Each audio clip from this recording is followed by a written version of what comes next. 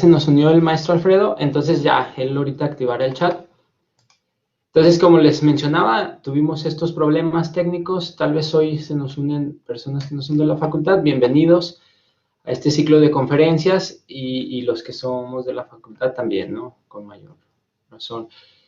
Esta conferencia pues ya se está haciendo grabada y posteriormente la estaremos subiendo a la plataforma, ¿no? Desgraciadamente pues así pasa con estas transmisiones en vivo, esperemos pues cada vez pasen menos, ¿verdad?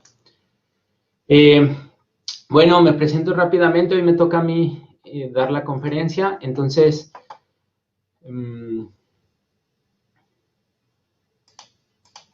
me presento rápidamente. Ustedes, los de la facultad, ya más o menos algunos ya me conocen. Ahorita estoy coordinando el programa de Derecho.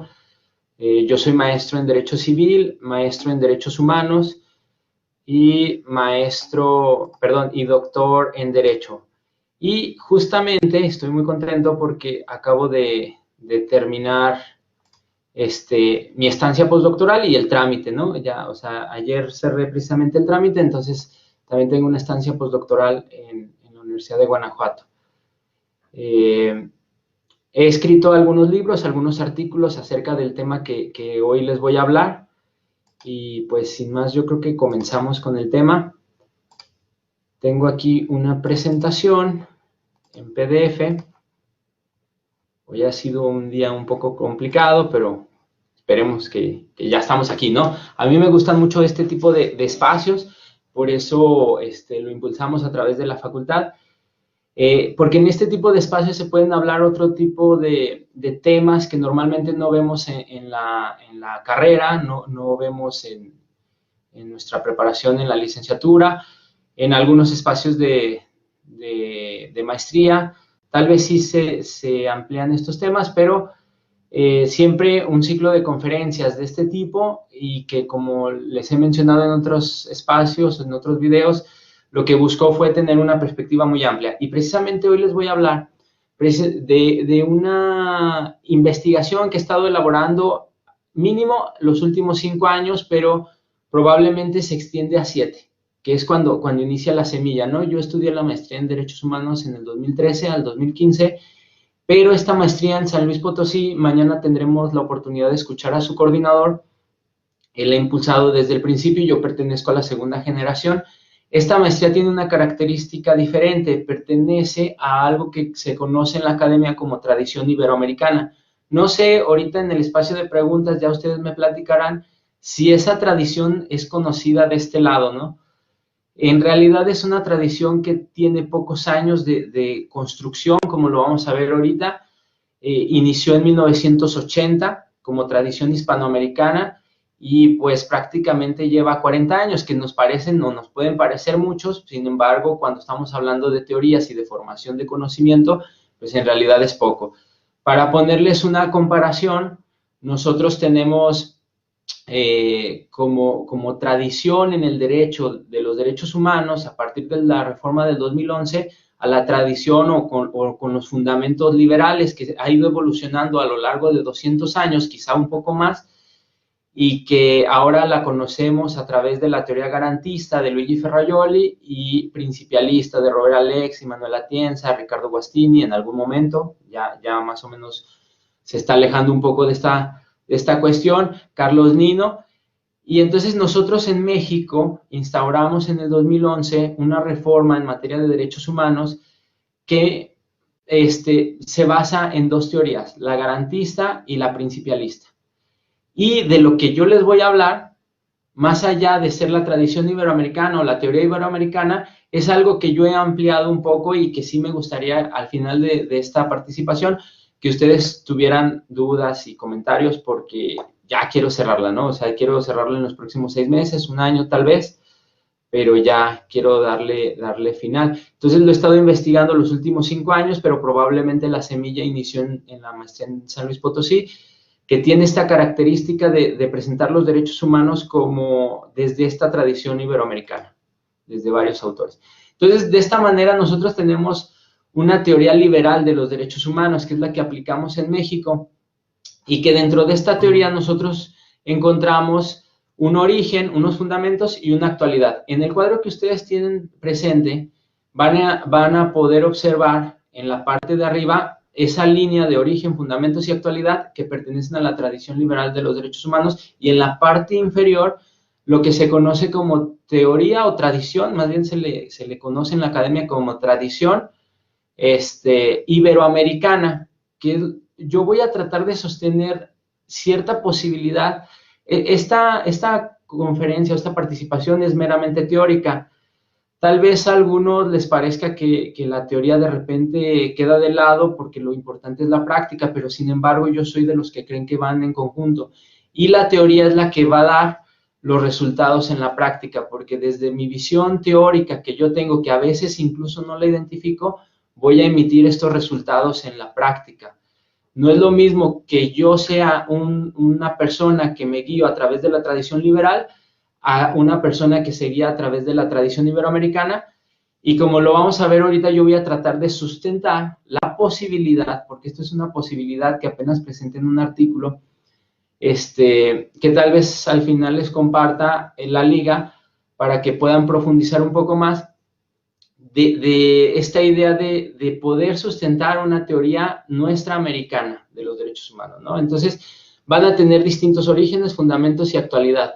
Nosotros conocemos muy bien, y está muy enraizado en México, lo que se conoce como la teoría liberal de los derechos humanos, que tiene este inicio que ustedes pueden ver aquí en la pantalla, que es la Constitución y la Declaración del Buen Pueblo de Virginia en Estados Unidos en 1976 y en 1776 y 1778.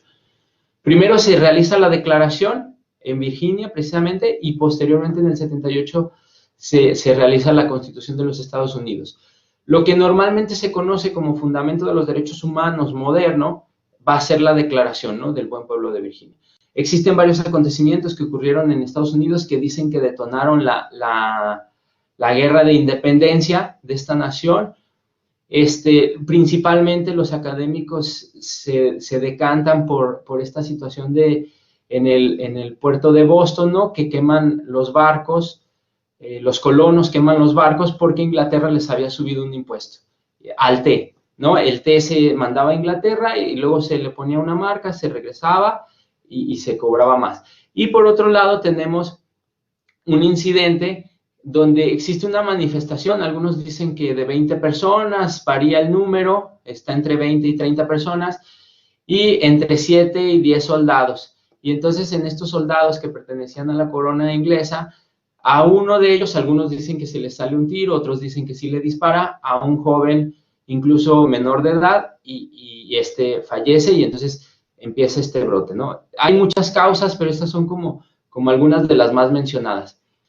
Después tenemos como fundamento de origen, o sea, dentro de esta historia que se construye en la teoría liberal de los derechos humanos, la Revolución Francesa y la Declaración de los Derechos del Hombre y el Ciudadano, que incluso queda incompleta, y luego viene toda una revolución en Francia de varios años, pero se reconoce como otro posible origen de los derechos humanos siempre que yo tenga una perspectiva positivista, porque si tengo una perspectiva justnaturalista me voy a ir un poco atrás. Pasando eso, esta misma tradición liberal, que es, les repito, la más enraizada, la que va a terminar con la reforma en el 2011, tiene los siguientes fundamentos: el justnaturalismo racional. El justnaturalismo racional es esta construcción que se da principalmente a partir o en parte por el humanismo italiano, pero que después como que Kant va a hacer un enlace entre este justnaturalismo y un posible futuro positivo, en el sentido de que Kant va a decir que lo que importa es la razón humana. Y entonces, en este justnaturalismo racional moderno, y hago la aclaración, normalmente en la academia se le llama únicamente justnaturalismo, pero hay un autor que se llama Jesús Antonio de la Torre Rangel que hace la separación y que dice, existe un justnaturalismo clásico que fue desarrollado por Aristóteles, Tomás de Aquino y después algunos otros autores, y existe un justnaturalismo racional que es el que se encuentra en Europa y que surge y que dice que la razón humana es lo que nos va a llevar. Y hay dos posibilidades, una al planteamiento divino, a Dios, a lo que pretende de nosotros, y por otro lado una un poco más científica que dice que a través de la razón podemos llegar a las mejores prácticas. Entonces, esta razón que en algunas partes parece matemática, lógica, que se expresa en gran parte a través de Kant, y que además, en cierto sentido, renunció a la realidad con René Descartes y posteriormente con David Hume, primero con René Descartes con el racionalismo cartesiano, donde dice que lo que importa es la razón y así de esta manera puedo llegar a la verdad. Posteriormente viene David Hume y dice que esa razón es construida por esa interacción con la realidad a través del empirismo inglés, pero que al final de cuentas, y lo expresa en su libro Naturaleza del Hombre, dice que o da a entender como que el ser humano no puede acceder a la realidad, porque al final de cuentas lo que se lo forma a partir de ideas previas y de ese contacto con la realidad a través de impresiones sensibles, se forma una idea de realidad. Lo que está diciendo en el fondo es que el ser humano forma su realidad en su mente, ¿no? ¿Tiene cierto sentido? Tal vez sí, pero ahorita vamos a ver la contradicción con la otra teoría. Luego Kant llega y dice, bueno, si tenemos una renuncia a la realidad, porque me han algunos ingleses, entonces lo que yo tengo que hacer es a partir de la razón matemática, lógica, de la razón lógica, más que matemática, lógica. Y eso me va a llevar a mejores resultados. Ese es el fundamento de este justnaturalismo. Cuando nosotros decimos derechos humanos, son una construcción que ya existe, pero que a través de la razón lógica voy a llegar a ellos, en realidad mi fundamento es justnaturalista. Y entonces digo, siempre han existido desde Egipto, desde China, desde la antigüedad, siempre han existido derechos humanos. Este sería el fundamento racional. Después tenemos el positivismo jurídico, que si bien es previo, el que le da así como forma en los últimos años o de alguna manera impacto en la academia va a ser un autor que se llama Norberto Bobbio, porque Norberto Bobbio va a decir que ya no necesitamos fundamentar los derechos humanos porque ya están en las declaraciones y en las cartas. Esto lo dice en 1960 y se refiere a que ya tenemos la Declaración de los Derechos Humanos de la ONU, tenemos otras cartas, entonces que ya conocemos más o menos esos derechos y ya no necesitamos fundamentarlos, lo que necesitamos es que se apliquen en la realidad. Y entonces, esto lo que nos lleva es a un fundamento positivista. Este fundamento positivista, si ustedes recuerdan un poco sus clases, los que han estudiado derecho, este fundamento es, el derecho es la ley, es lo escrito, y es lo que ya está, y entonces ese es mi fundamento, no necesito más, ¿no? Después tenemos un positivismo reforzado que ya es más moderno, que surge en el libro Derecho y Razón con Luigi Ferrajoli, que es un libro de materia penal y que después fue desarrollando hacia los derechos humanos, y que en este positivismo reforzado va a surgir el garantismo posterior, ¿no? Y lo que va a decir es que sí, ya están los derechos, pero lo que tenemos que hacer es seguir fundamentando en garantías jurídicas primero y después lo va a ampliar a sociales y culturales, pero en un inicio nada más eran jurídicas, y a través del derecho lograr hacer, con estas garantías, que los derechos que ya estaban se lleven a cabo. Por eso es un positivismo reforzado, ya tengo los derechos, pero voy a buscar a través de garantías que esos derechos se lleven a cabo. Y Robert Alexy tiene un artículo en el 2008 que nos va a hablar de la metafísica constructiva. Lo pueden buscar, es de la revista Doxa, es del 2008, pero voy a tratar como de simplificarlo, y en realidad la metafísica constructiva, el artículo se llama Derechos Humanos sin Metafísica, y entonces él elabora toda una reflexión de qué son los derechos humanos, qué principios requieren, y hace todo, y llega a decir al final que la metafísica constructiva es el fundamento. ¿Qué es esto? Los derechos humanos son metafísicos porque se construyen para él en el pensamiento, fuera de las cuestiones físicas, en el pensamiento, pero que este pensamiento tiene que ser lógico y tiene que ser argumentado y discutido entre una comunidad. Esa comunidad, ya en la práctica, pues van a ser los abogados, un abogado contra otro abogado, presentan los hechos, presentan las pruebas, pero sobre todo, y esto es lo que nos va a llevar al principialismo, presentan la interpretación y los argumentos del derecho. Y entonces, a través de esta interpretación y los argumentos del derecho, un juzgado, o de preferencia un un tribunal constitucional o un tribunal va a determinar qué son los derechos en este caso humanos y pensados en forma argumentativa y lógica. Esa es la metafísica constructiva. Olvidan, si fijan hasta aquí, el fundamento principal es: yo no puedo acceder a la realidad, entonces el derecho se construye en el pensamiento y ese pensamiento tiene que ser lógico y ahora se tiene que argumentar y comunicar entre varios. Y entonces entre varios y bien argumentado vamos a lograr la mejor decisión jurídica. Después viene la actualidad y esto es lo que fue parte de la reforma en el artículo 1 constitucional, primer párrafo y segundo párrafo, se establece las bases del sistema, por lo tanto los fundamentos, y está 100% basado en esta teoría liberal de los derechos humanos, se establece el garantismo y el principialismo. El garantismo, ya les decía, es como un positivismo reforzado, que yo tengo los derechos, pero tengo que buscar las garantías. En un inicio Luigi Ferrajoli manejaba jurídicas, ahora maneja culturales, y maneja institucionales, y también maneja un método específico para poder desarrollar estas garantías, principalmente jurídicas, ¿no? En su último tomo de Principia Juris. Esas es como las bases del garantismo a grandes rasgos. Se puede profundizar más en Luigi Ferrajoli y algunos autores que hablan a partir del garantismo. Luego tenemos el principialismo. El principialismo tiene una serie de autores. Susana Pozzola, por ahí en el 1997, lo bautizó como neoconstitucionalismo y esta palabra se pasó a América Latina y muchos abogados ahora la denominan así, neoconstitucionalista, y sin embargo ellos nunca se han escrito como tales, ellos se escriben como principialistas. ¿Por qué? Porque los derechos se expresan en forma de principios y estos principios que yo estoy expresando son abiertos. ¿Abiertos a qué? A la interpretación y a reglas de interpretación. La característica del principialismo es formular reglas de interpretación para los derechos humanos de forma específica.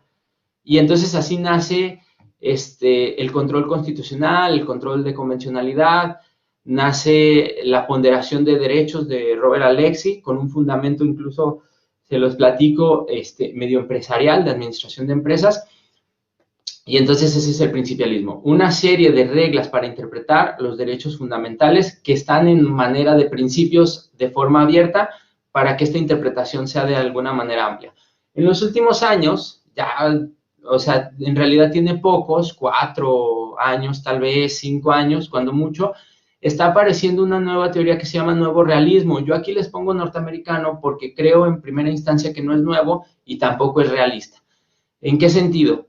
A partir de leer algunos autores que se están inscribiendo en este nuevo realismo, uno de ellos fue Ricardo Guastini, en realidad pareciera una derivación del pragmatismo norteamericano y a lo que ellos le llaman realidad es a poder comprenderla, pero de forma argumentativa. O sea, no seguimos en esta línea y por eso es que lo coloco en la parte de arriba. La parte de arriba se constituye principalmente porque tienen una renuncia a lo real.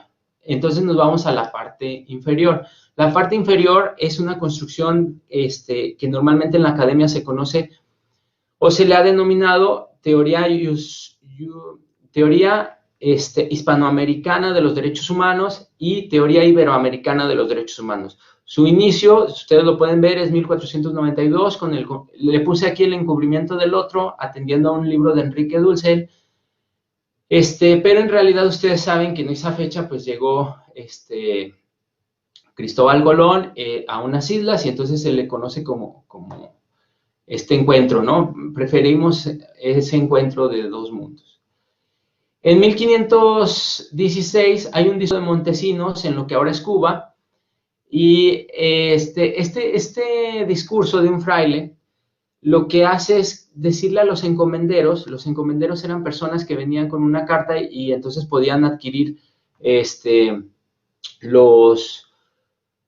varias tierras. O sea, ellos venían con una carta del rey auspiciada por el papa y a partir de eso podían adquirir las tierras, ¿no? Normalmente cuando llegaban les decían, todo lo que ves es tuyo, parecido al anuncio o al Rey León, ¿no? O sea, todo lo que puedes ver, eso es. Pero en este discurso el fraile les empieza a decir que están realizando muchos abusos en contra de las personas que ya eran nativas de estas tierras y Y Bartolomé de las Casas era otro fraile que era encomendero y que renuncia a estas encomiendas y que se decide a partir de este discurso hacer una defensa alternativa del derecho a favor de los indígenas, ¿no? De las personas que ya habitaban estas tierras. Y entonces él jurídicamente empieza a hacer esta defensa a favor del pobre. Después viene Francisco de Vitoria y Vasco de Quiroga. El exponente de mañana, Alejandro Rosillo, tiene un libro, me parece editado por la Corte de Quito, está en internet, y también su tesis está dedicada, ahí pueden profundizar más sobre estos autores. Nuestro fundamento en este va a ser el justmaterialismo, pero le podríamos llamar un justmaterialismo iberoamericano, que está construido a partir, al menos de Antonio Salamanca, a partir de Javier Zubiri, un autor español, y de Karl Otto Napel, y también tiene cuestiones marxistas. Lo que va a decir este justmaterialismo es que el derecho se construye en la realidad y tiene relación con el siguiente punto que ustedes tienen ahí en su pantalla, que es la metafísica madura. En contradicción a la metafísica constructiva, la metafísica madura es como Javier Zubiri denominó a su teoría, y que en esta metafísica madura lo que está buscando es, o al menos Javier Zubiri tiene como una construcción de la realidad donde todo es respectivo. Trataré de explicárselo lo más sencillo posible. Todo es respectivo, la realidad es respectiva, yo la actualizo a la manera humana, y entonces tiene varias etapas que no me voy a adentrar mucho a ellas porque nos entretendríamos mucho. Pero el punto es que no existe una renuncia a la realidad. Al final de su último libro, en 1983, Javier Zubiri dice que sí, bien, el ser humano tal vez no se acerca a la realidad, pero no debe renunciar a ella, tiene que hacer todo lo posible por acercarse a ella. Y este va a ser el fundamento para esta, más o menos, teoría que ahorita vamos a seguir viendo cómo podríamos sostener otras cuestiones. Luego viene el justmaterialismo histórico analógico de Jesús Antonio de la Torre Rangel, que se constituye a partir de un justnaturalismo clásico, de un historicismo de Ignacio Ellacuría y de una cuestión analógica de Mauricio Beuchot. Entonces, esta es una construcción de un justnaturalismo distinto al que tenemos enfrente y que lo que va a decir es que los derechos ya están, pero tienen que ser históricos, o sea, se tienen que llevar a la realidad y parten de la realidad actual. Además, el derecho es analógico a favor de la diferencia. Entonces, cuando yo voy a interpretar derechos humanos, lo voy a hacer a favor de la diferencia, no a favor del derecho escrito unívoco, o único, sino que a favor del derecho equívoco, teniendo cierto control, ¿no? Y eso es más o menos lo que dice Mauricio Beuchot. Después tenemos Vida, Alteridad y Praxis de Liberación. El autor que mañana expone tiene un libro sobre esto, me parece que es del 2013, que se llama Fundamentos de los Derechos Humanos desde Latinoamérica, algo así. Y entonces él expresa vida, alteridad y praxis de liberación. Parte un poco de la filosofía para la liberación que surge a partir de un movimiento que se llama Teología de la Liberación. Después, como en la actualidad, vamos a tener una praxis de los pueblos que luchan por sus derechos, las asociaciones civiles que luchan por sus derechos y los jueces gauchos. Los jueces gauchos son una serie de jueces que están al sur de Brasil, que más o menos decidieron en algún momento de la historia reciente, en 1980 más o menos, decidieron que si el derecho no era justo, no se tenía por qué aplicar, y principalmente lo que sucedía en esa situación es que había unas personas que se llamaban los sin tierra, que eran una serie de pobladores que no tenían títulos de propiedad, y entonces vinieron algunas empresas y les querían quitar sus tierras. Jurídicamente, en el derecho positivo, pues esas tierras, al no tener un título de propiedad y los empresarios sí tenerlo, pues sí podían desalojarlos, pero los jueces gauchos dijeron que ese derecho no era justo porque estos pobladores en algunos casos tenían ya hasta 200 años. Luego tenemos los nuevos constitucionalismo latinoamericano, donde aparecen derechos de la naturaleza en Ecuador y Bolivia, que se le otorga derechos a la naturaleza, algo controvertido, la revocación de mandato y un cuarto poder a partir del pueblo. La revocación de mandato en Venezuela y el cuarto poder aparece en Venezuela, en Ecuador, y no estoy seguro en Bolivia, pero Venezuela y Ecuador sí aparecen, ¿no? Bueno, antes de pasar a lo siguiente, aquí tenemos dos teorías, la teoría liberal y aunque se le conoce como tradición iberoamericana, pudiéramos denominarle así, o sea, tradición iberoamericana de los derechos humanos, con ese nacimiento y todo eso. Las teorías ya lo vimos un poco desde dónde se fundan. Normalmente el positivismo reforzado se le conoce como neopositivismo, el naturalismo argumentativo como principialismo. Esto también ya lo vimos, las teorías en las que se fundan los derechos humanos. Ahora, ahí va. Y sobre esto me gustaría que me preguntaran, para complementar, ¿no? Yo digo en este artículo, y en lo que he trabajado estos 5 años, que es posible hablar de una teoría nuestra americana. La palabra nuestro americano proviene, o más o menos la dijo Horacio Ceruti, en varias partes del libro, de sus libros. Yo lo tomo para decir que existe una teoría propia que está en construcción. Les repito, para mí su nacimiento, su ruptura fue en 1980, a partir de la teoría liberal, donde de repente una serie de académicos, alguna serie de padres incluso, van a decir que existe otra versión de los derechos humanos y van a hacerla, en ese tiempo se le conoció como la tradición hispanoamericana de los derechos humanos. Van a empezar a construir otra historia, otros fundamentos y por lo tanto otros resultados. Pero, a partir de mi investigación, yo creo que esta teoría se forma de 3. Algo que podría ser la teoría nuestroamericana se forma de 3. Esta tradición iberoamericana sería una de ellas, tradición iberoamericana. El siglo XVIII de los jesuitas que después fueron expulsados, que fueron una serie de jesuitas que empezaron a estudiar lo que era la mexicanidad, lo llaman así algunos como Clavijero y algunos otros, y esta serie de jesuitas buscaron decir qué era lo mexicano, o sea, qué era esto mexicano que se encontraba, ¿no? Pero también yo sentí al final del doctorado, en el 2018, que nos estaba faltando los pueblos preamericanos, que si bien los frailes dominicos que llegaron en 1500 y empezaron a evangelizar, traen de repente o se dieron cuenta que había que proteger al indígena de las cuestiones y de los abusos, al pobre, de repente parecería que esas ideas o esa comunidad surgiera de esta mezcla con los pueblos preamericanos. Entonces, la teoría que yo más o menos estoy tratando de decir a la academia que existe, tendría estas 3 partes, ¿no? Los pueblos preamericanos, la teoría iberoamericana de los derechos humanos y el siglo XVIII como origen.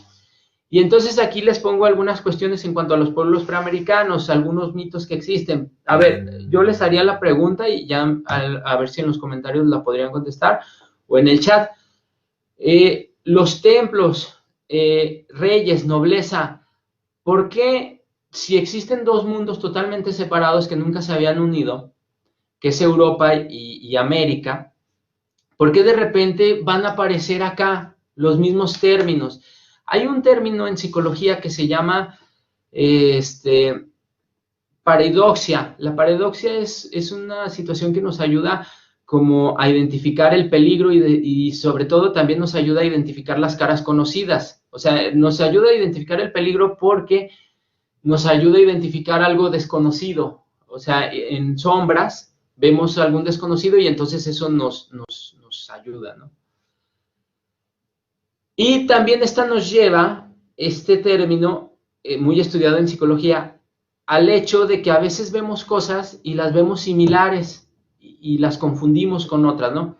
Pudiera ser que cuando llegaron los colonizadores, al ver un edificio grande en el centro, como eran estos edificios que tenían los pueblos preamericanos, les llamaron templos, ¿no? Porque ellos en sus ciudades, el edificio grande en el centro era un templo. Y al ver que alguien dirigía y se comunicaba con ellos, le llamaron rey, y al ver que había un conjunto de personas que estaban alrededor de esta persona que se comunicaba y que él les hacía caso, le llamaron nobleza.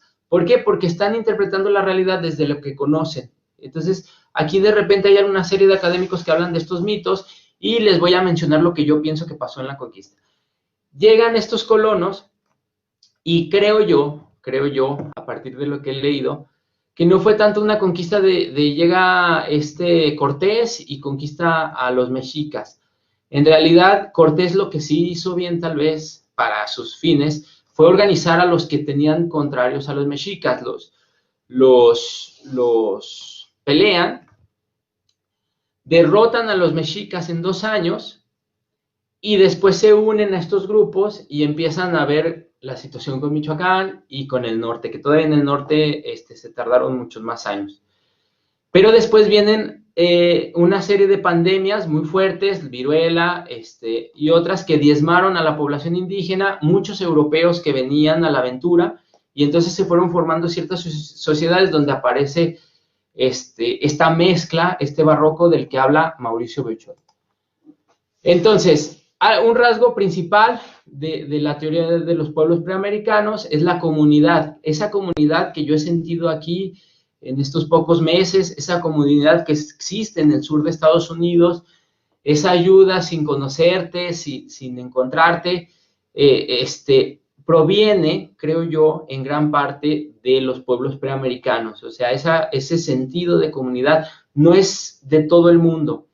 Parece estar en las principales culturas pilares de la humanidad, pero sin duda está muy presente en América Latina y en el sur de los Estados Unidos.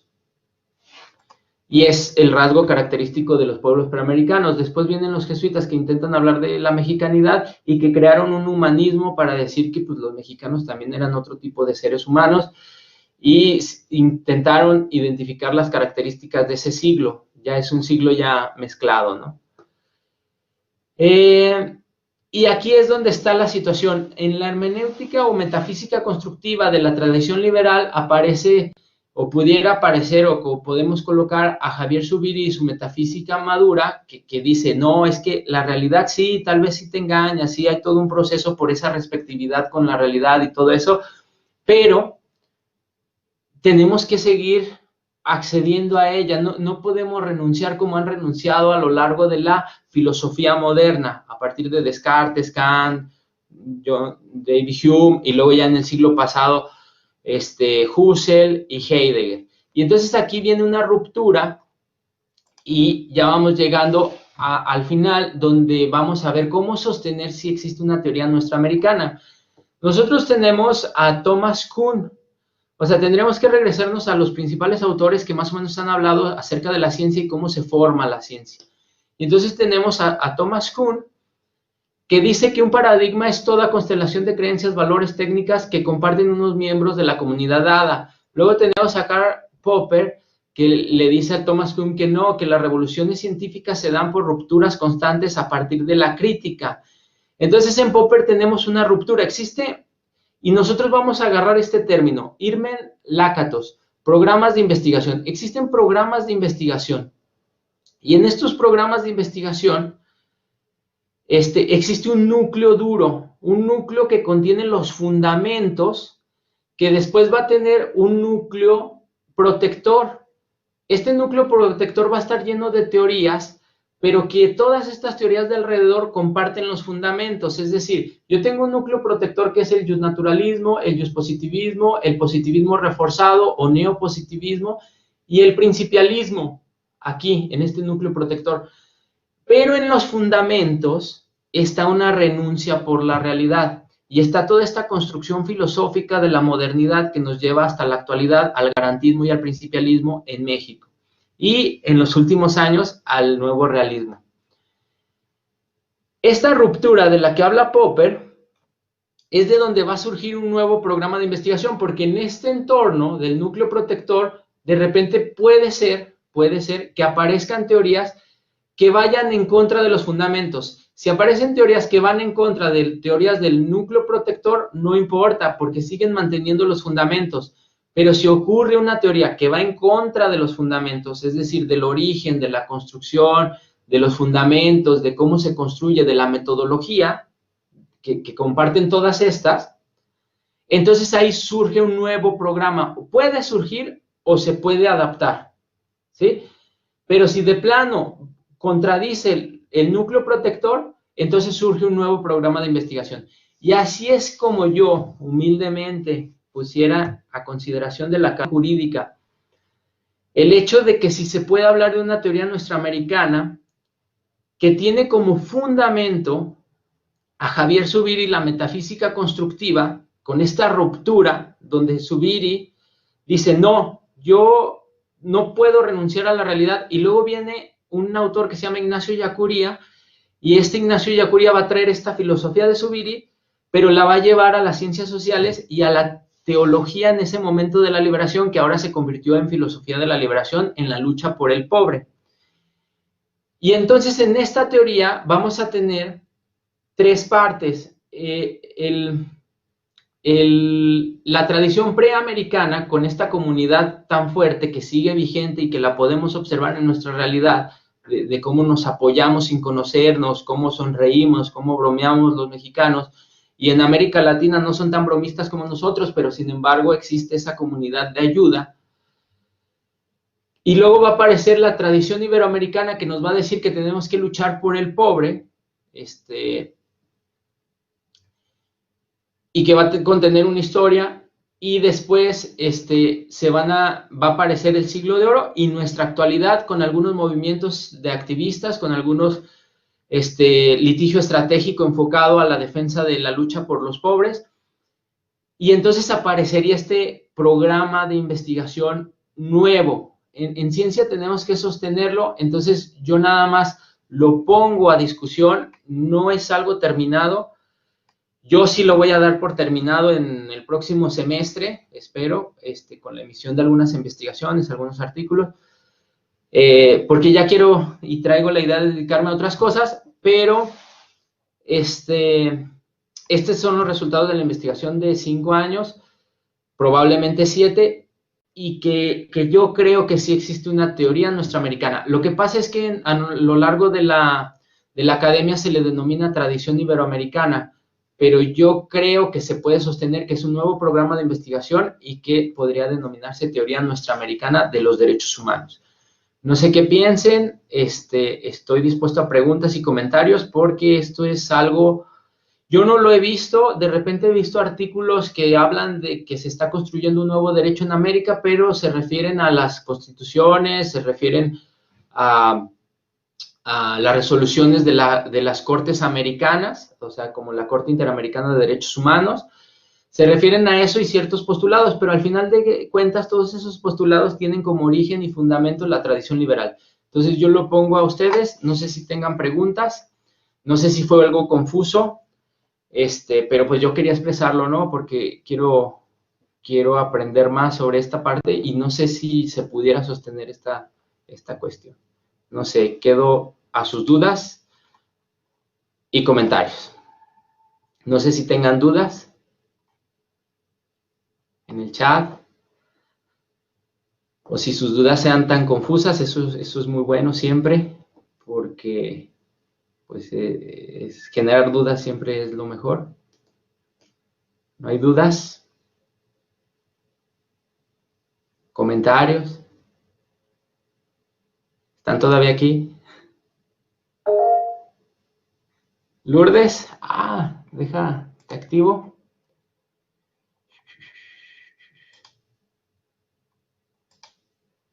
A ver. Listo. Bueno, desde mi perspectiva, que no soy abogado, se me hace un poquito complejo todo lo que mencionas, pero me nace la duda, porque esa parte de los derechos humanos es muy interesante. Y a mí como docente de metodología de la investigación, cuando los alumnos quieren retomar la parte de derechos humanos, bueno, pues me obliga a explorar sobre estos conceptos.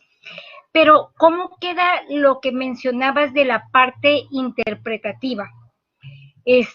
Porque es muy complejo la parte de derechos humanos, ¿no? Cuando la llevamos ya a lo que es la práctica, en donde un ciudadano común que no conoce del derecho, sentimos que a veces los derechos humanos son muy inhumanos o muy injustos, cuando en ocasiones protegen al delincuente más que al que se agredió. O el hecho, como comentaban en las conferencias de ayer, que no alcanzamos a percibir ciertos derechos con los que uno nace y que en ocasiones son transgredidos, como tú decías. Los primeros pobladores tienen derecho independientemente de que otro tenga un documento que lo hace propietario de una zona. Entonces, ahí en donde entra en la parte legal, cuando un abogado tiene que defender, y en donde entra la parte interpretativa, cuando afectamos el derecho de uno, salvaguardando el derecho del otro, pero que el otro desde el punto de vista social a lo mejor es agresor, ¿no? ¿Cómo estaría ahí? Sí, en estos temas de derechos humanos siempre surge, ¿no? O sea, surge esta situación de que la gente dice, es que están protegiendo a los delincuentes, a los agresores. En realidad, yo siempre, cuando surgen estas dudas, yo les comento que no lo vean como que están protegiendo a ellos, sino que están protegiendo a todos, porque todos los derechos humanos vienen a partir de una construcción. Y entonces, si se pudiera, el caso más común, ¿no? Si se pudiera detener sin orden de aprehensión, si pudieran entrar a tu casa el gobierno sin esa misma orden, surgió por los abusos que se hacían por parte del gobierno. Surgió como un mecanismo de control y no es para proteger a delincuentes, es para protegernos a todos. El hecho de que no toquen mis cosas sin orden judicial, el hecho de que no me vayan a detener o que me metan a la cárcel sin un proceso que lleve bien establecidos mis derechos, todos los derechos han surgido a partir de cuestiones históricas. De que alguien se dio cuenta, por ejemplo, que los niños no tenían voz ni voto, ni podían hablar, ni podían elegir ni su libertad, ni su religión, ni nada, de ver que, por ejemplo, las agresiones entre las familias eran una cuestión privada y ahora empiezan a ser públicas, surgen precisamente porque alguien se dio cuenta. El hecho de que la mujer no tenía voto o los derechos de las mujeres o otros grupos surgen por eso. Alguien se dio cuenta, lo visibilizó, empezó una lucha, porque los derechos surgen a partir de luchas, y entonces ahora los tenemos, pero en algunos casos, como mencionaba la doctora de ayer, pues tenemos que seguir luchando. Eso como en la primera parte, ¿no? O sea, yo siempre defiendo esa parte, yo me dedico a los derechos humanos y siempre contesto esa parte como, no lo vean como protección de los delincuentes o de cierto grupo, sino véanlo como protección de todos, porque esos son derechos de todos y han surgido por ciertos abusos. En cuanto, ahorita contestamos la pregunta, en cuanto a la otra parte de cómo entender esta parte de la interpretación, en México hay una reforma en el 2011 y esta reforma es producto de toda esta tradición liberal y sus últimas consecuencias. La teoría siempre llega a la realidad un poco después. Esta reforma surge, o sus fundamentos se encuentran en Luigi Ferrajoli, 1989, en un libro Derecho y Razón, y posteriormente Derechos Fundamentales y sus garantías, la ley del más débil, y su último libro de 2008, Principia Juris, que está dividido en 3 tomos. Esta es la mitad, es la reforma que ocurrió en el párrafo primero del artículo primero y que dice que los derechos, que todos tenemos reconocidos los derechos y nuestras garantías. Esa separación entre derechos y garantías te está llevando a esta teoría del garantismo, ¿no? Pero luego aparece la segunda parte y eso es lo que a veces de repente no se entiende porque algunas personas dicen, pero es que está en ley, sí, pero la segunda parte te lleva a que si existe controversia entre un derecho humano y un derecho que no es humano, y hay una serie de principios para determinar cuál es humano y cuál no es humano, se tiene que tomar en cuenta el humano. Pero si existe controversia entre 2 derechos de 2 personas diferentes, entonces se tiene que ponderar. Esta situación de la ponderación y posteriormente basado en un autor norteamericano que se llama Ronald Dworkin, que son los protocolos de actuación de la Suprema Corte de Justicia, surgen de teoría principialista del derecho. En la teoría principialista del derecho, los derechos humanos son principios abiertos a interpretación y lo que construye o lo que importa en esta teoría son las reglas de interpretación y las reglas de argumentación. Entonces, en estas reglas de argumentación que se van construyendo por autores, es como ahora tenemos en México que interpretar los derechos humanos. El derecho en general se interpreta de una manera que principalmente es lógica, y por ahí hay un libro de Ricardo Guastini que se llama Estudios sobre Interpretación Jurídica, que ese es como para interpretar el derecho en general. Pero luego aparecen una serie de autores que dicen, los derechos humanos son tan importantes, son el fundamento, que se tienen que interpretar así, y entonces te explican reglas, y constantemente varios autores van diseñando más reglas que después se llevan a la práctica. Y entonces, eso sí es algo que tenemos que empezar a enseñar a los abogados y futuros abogados. Lo principal en el derecho a partir del 2011 es la argumentación. Pasamos de ser un positivismo vitalismo que llegó con los españoles exiliados en 1940, del 36 al 40, y que se ha arraigado en México un positivismo muy arraigado, pasamos a que lo importante es la interpretación y la argumentación y esas reglas. Entonces ahorita pues se les tiene que enseñar, y de repente a las personas que no se dedican al derecho, sí se les complica un poco porque dicen, es que la ley decía y lo están dejando. Lo están dejando porque ahora se entiende que hay dos abogados y hay un tribunal o un juez y dialogan entre sí, argumentan y lo que importa es esa argumentación. ¿Por qué? Porque hay una renuncia a la realidad.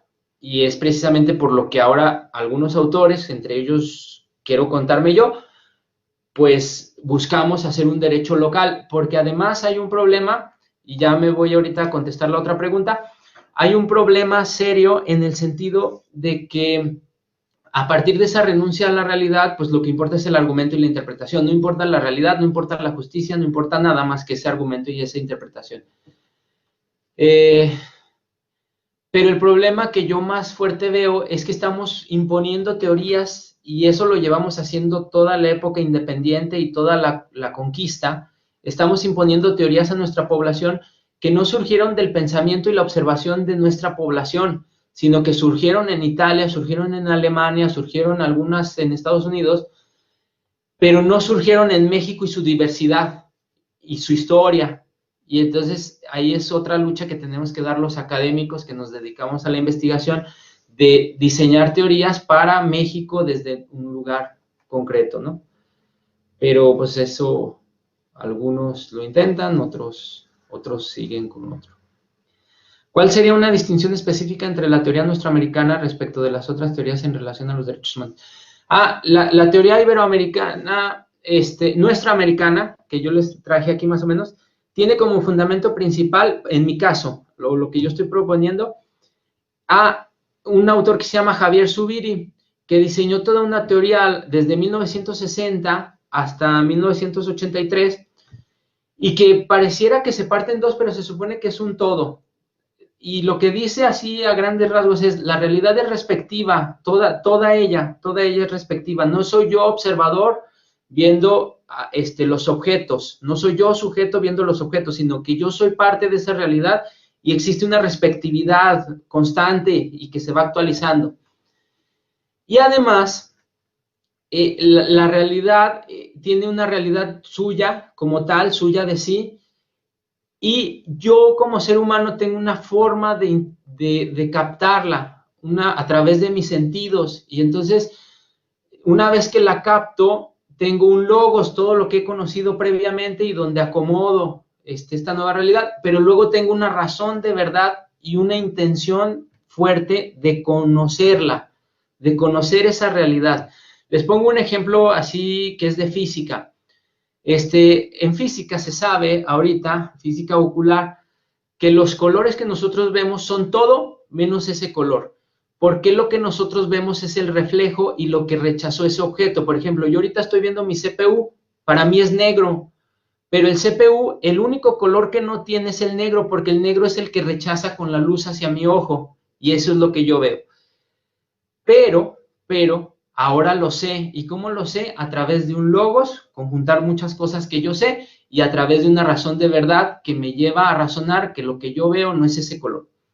Es decir, me acerqué un poquito. Javier Zubiri maneja los conceptos de diáfano, como un velo, y lo allende, lo que está en el fondo de las cosas, la realidad en sí misma.